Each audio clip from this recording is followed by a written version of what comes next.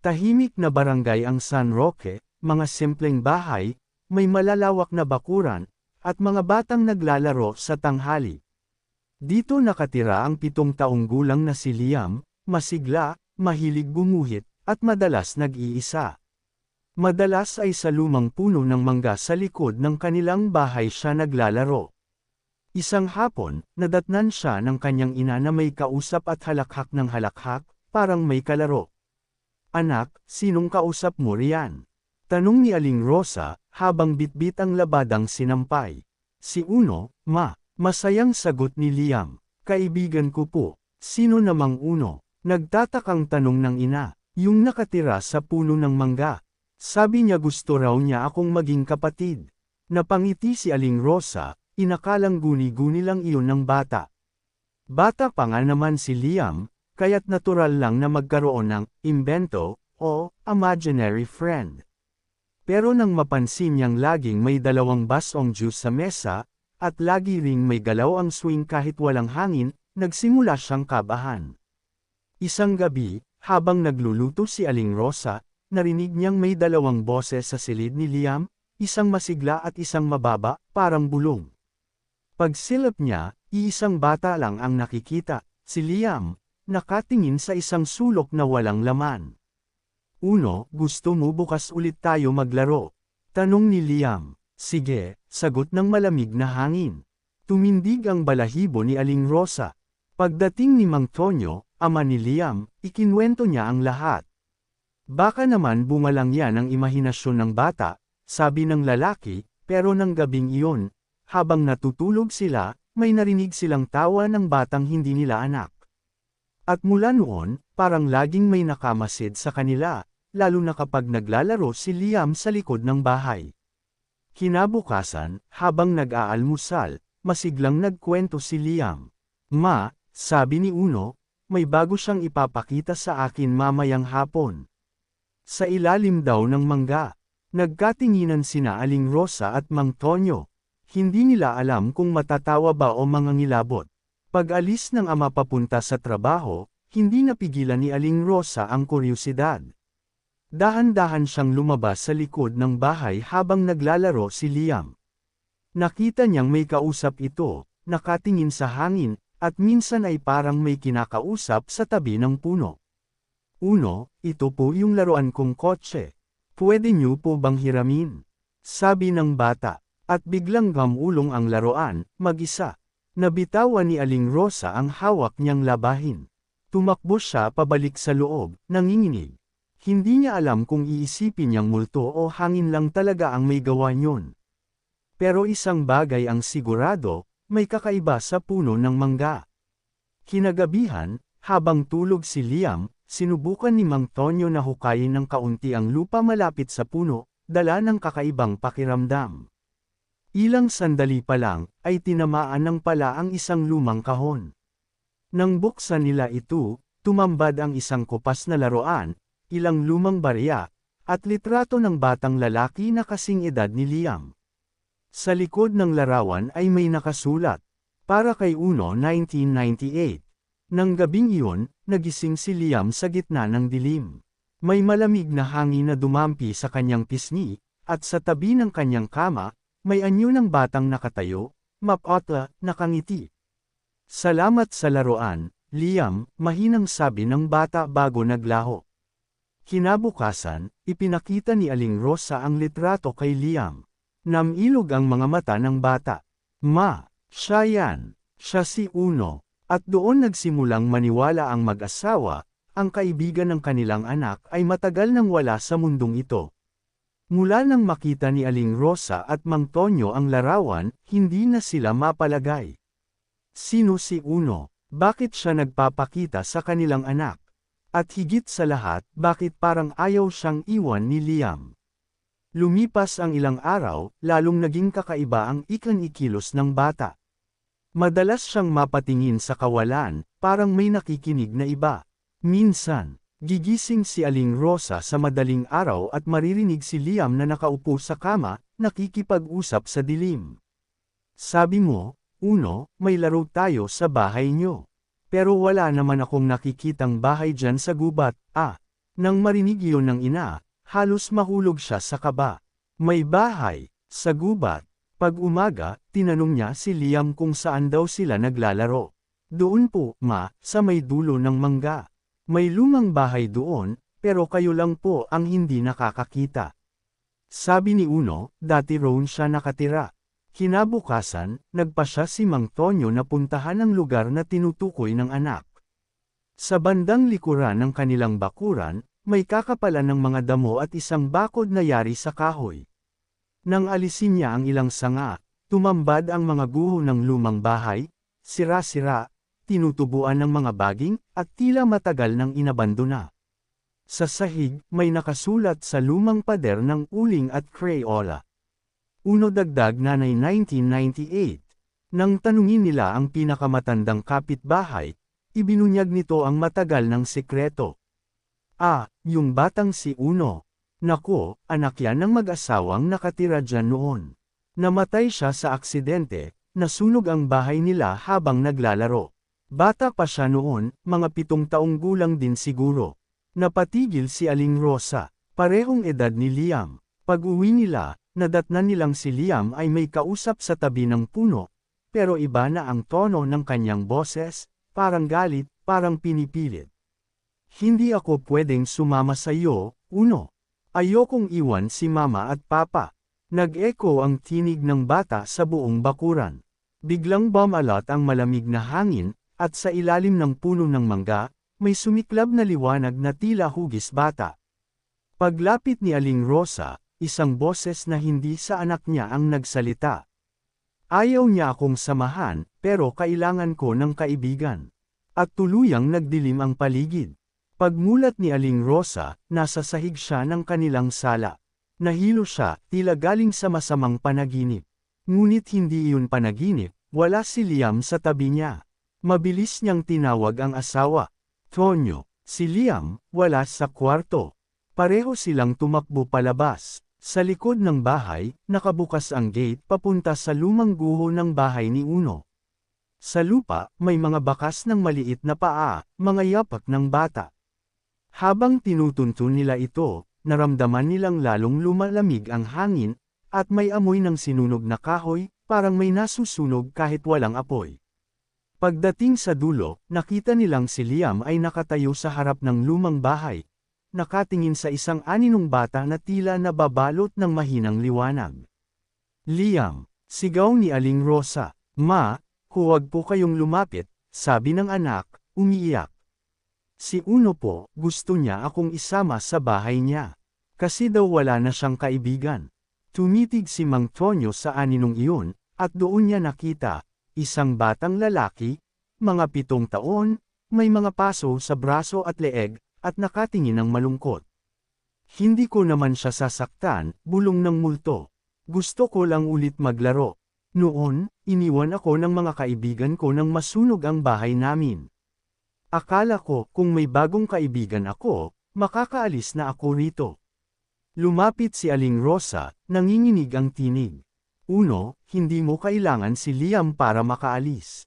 Kailangan mo lang maalala kung nasaan ang iyong ina. Sa pagbanggit ng salitang ina, lamambot ang mukha ng multo. Biglang umihip ang hangin, at sa gitna ng liwanag ay lumitaw ang isang babae, maputi, nakasuot ng lumang duster, may mga luha sa mga mata. Uno, mahinang sabi ng babae. Inay, bulalas ng multo, bago siya tuluyang tumakbo papunta rito. Nagyakap silang dalawa, at unti-unting nagliwanag ang paligid, hanggang sa nawala silang parang usok sa hangin. Naiyak si Liam. Ma, wala na si Uno. Sabi niya salamat daw sa pagiging kaibigan ko. Niyakap siya ng kanyang mga magulang, habang sa malayo, kumislap ang ilaw mula sa puno ng mangga. Tila palem ng isang kaluluwang matagal nang gustong makahanap ng kapayapaan. Lumipas ang ilang linggo matapos ang pagpanaw ng kaluluwa ni Uno. Tahimik na muli ang bahay ni Liam. Wala nang mga bulong sa gabi, wala nang galaw sa swing, at wala na ring basong extra sa lamesa tuwing merienda. Ngunit kahit tila maayos na ang lahat, may kakaiba pa ring pakiramdam si Aling Rosa, parang may nakatingin pa rin sa kanila paminsan-minsan.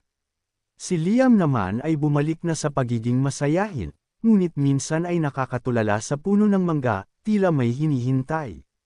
Ma, sabi niya isang hapon, sa panaginip ko po, bumabalik si Uno. Hindi na siya mukhang multo, masaya na po siya. Pero sabi niya, may laro pa raw kaming hindi natatapos. Nagkatinginan ang mga magulang niya, di alam kung matatakot o maaawa. Panaginip lang yun, anak, malumanay na sabi ni Aling Rosa.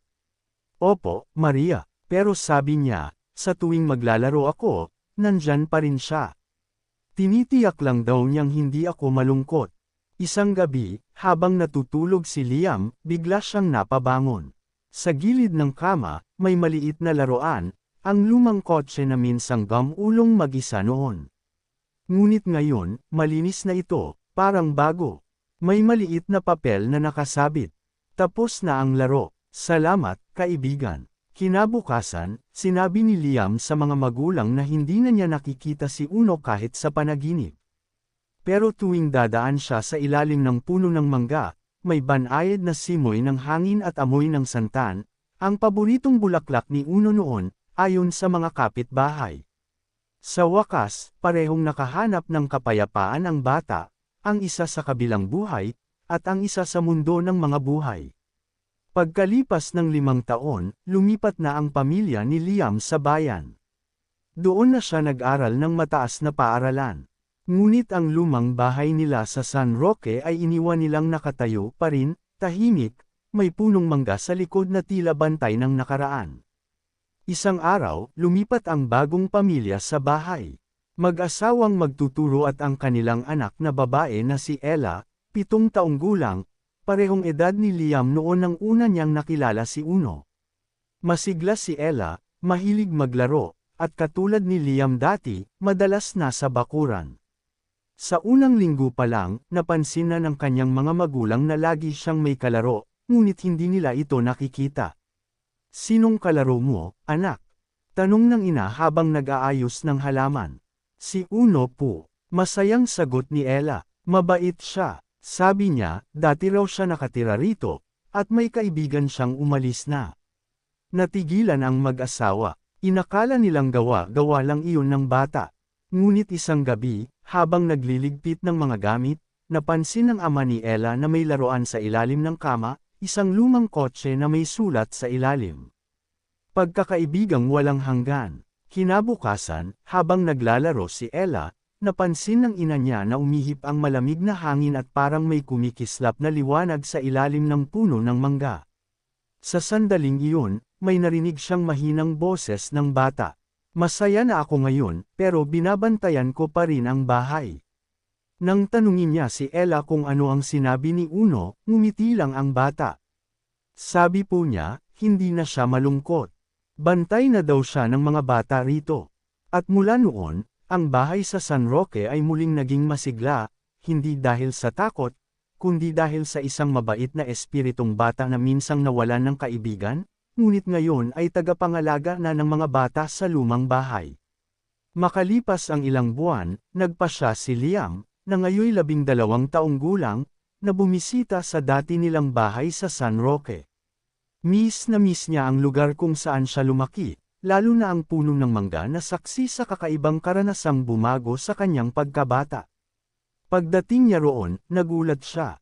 Maayos na uli ang bahay, may nakasampay na mga kurtina, at may batang naglalaro sa bakuran, si Ella, na nakangiti habang nagluluhod sa lupa at gumuguhit gamit ang sanga.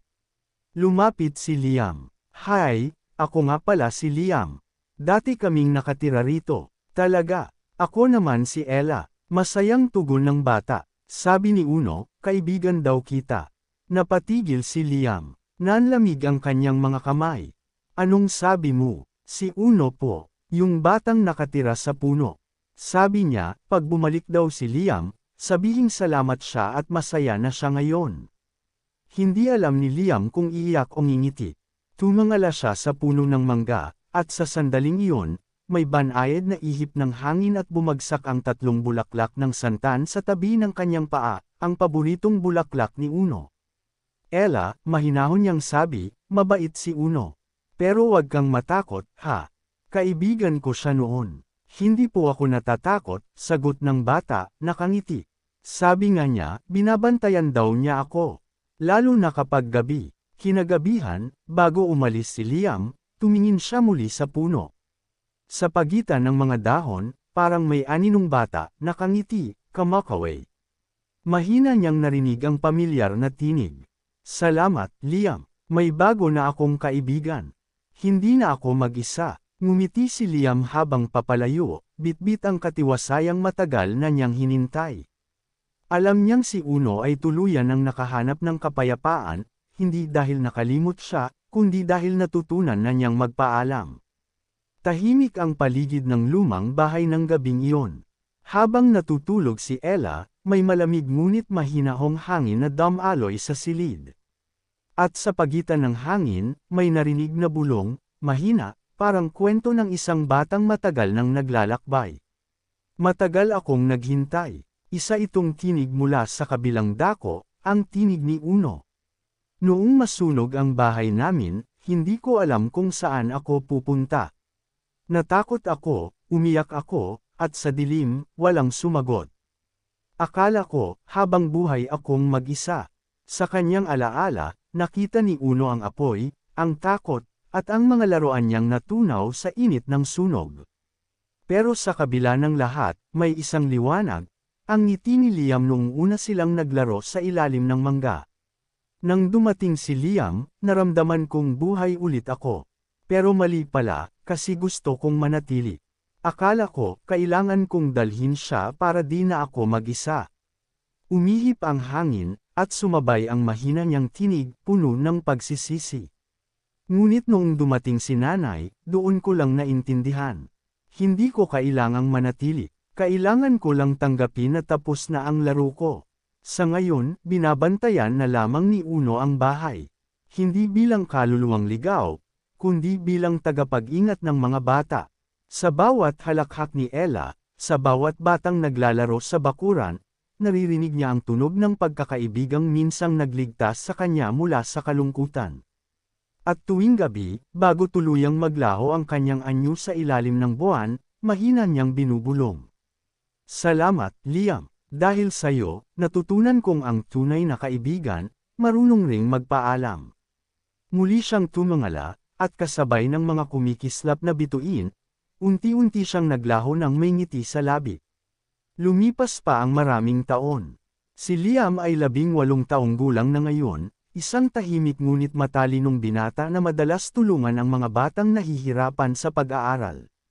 Madalas sabihin ng mga guro at kapitbahay na may malambot siyang puso sa mga bata, at tila laging may lalim ang kanyang mga mata, parang may baong alaala na hindi basta mawawala. Isang araw, nakatanggap siya ng liham mula sa bagong nakatira sa dati nilang bahay, ang pamilya ni Ella. Nakasulat sa liham, Kuya Liam, salamat po sa pagbisita noon. Mabait si Uno, at sabi niya, dahil daw sa inyo, hindi na siya malungkot. Lagi po niya kaming binabantayan. Napangiti si Liam, ngunit napaluha rin. Dinala niya ang liham sa ilalim ng isang punong mangga sa kanilang bagong tinitirhan. Umupo siya roon at marahang bamulong. Uno, hindi kita nakalimutan. Ang aral na iniwan mo, dal-dala ko hanggang ngayon. Naalala niya ang sinabi ng kanyang ina noong bata pa siya. Minsan, anak, may mga kaluluwang hindi natin kailangang katakutan. Baka kasi ang kailangan lang nila ay pakinggan, o mahalin. Mula noon, naging inspirasyon ni Liam si Uno. Sa tuwing makikita niyang may batang mag-isa o nalulungkot, siya mismo ang unang lalapit. Tinuruan niya ang mga ito na magtiwala, maglaro, at huwag matakot sa dilim. At sa bawat ngiti ng batang natulungan niya, pakiramdam niya'y naruroon si Uno, nakangiti rin, nagmamasid, at marahang bulong sa hangin. Ang laro natin, Liam, hindi talaga natapos. Ipinagpapatuloy mo lang. Nang tumaas ang hangin at bumagsak ang ilang bulaklak ng santan sa kanyang kondangan, napatingala siya sa langit. Alam niyang kahit wala na si Uno, naging bahagi na siya ng kabutihang tinuturo ni Liam sa mundo. Isang dapit hapon ng tag-araw, bumalik si Liam sa San Roque. Marami nang nagbago sa lugar, may bagong kalsada, bagong tindahan, at mas maraming bata sa paligid. Pero isang bagay ang nanatili, ang lumang bahay at ang puno ng mangga na tila hindi tinatablan ng panahon. Tahimik siyang lumapit sa bakuran. Nandoon pa rin si Ella, ngayon ay 12 taong gulang na. Nakatayo siya sa ilalim ng puno, may hawak na maliit na kahon. Kuya Liam, bati ni Ella, ngiting-ngiti.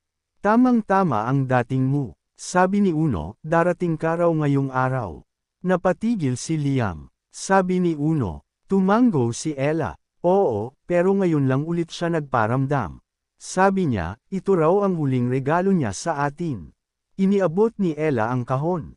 Binuksan ni Liam ito, at sa loob ay may isang laruan, ang lumang kotse na minsang naging simbolo ng pagkakaibigan nila. Ngunit ngayon, malinis na, parang bago, at may nakasulat sa ilalim. Salamat sa larong nagturo sa akin ng pagmamahal. Uno, napaluha si Liam. Tumitig siya sa langit, at sa pagitan ng mga dahon ng mangga, may banayad na liwanag, parang anyo ng batang nakangiti, kamakaway. Column, Uno, mahinang sabi ni Liam. Salamat sa lahat. Umihip ang malamig na hangin, hinaplos ang kanyang mukha, at sa sandaling iyon, tila narinig niyang muli ang pamilyar na tinig. Hindi na ako multo, Liam, alaala mo na ako. At tuluyang naglaho ang liwanag. Mula noon, tuwing dadaan si Liam sa San Roque, napapansin niyang masayang naglalaro ang mga bata sa ilalim ng puno ng mangga, ligtas, masigla, at tila may isang batang di nakikita na nakikisabay sa kanilang tawa. Sa kanyang puso, alam ni Liam na si Uno ay hindi nakaluluwang ligaw. Siya na ngayon ang bantay ng kabataan, ang kaibigang hindi nakikita, ngunit naroon sa bawat halakhak, sa bawat ngiti, at sa bawat pusong marunong magmahal ng tapat. At doon nagtapos ang kwento ng isang batang may kaibigang multo, isang pagkakaibigang nagmula sa misteryo, ngunit nagtapos sa kapayapaan. Sa bawat sulok ng mundo, may mga kaluluwang di nakapahinga, mga batang naghahanap ng kaibigan, ng init, ng pagmamahal. At kung minsan, ang tanging kailangan lang nila, ay ang isang taong handang makinig.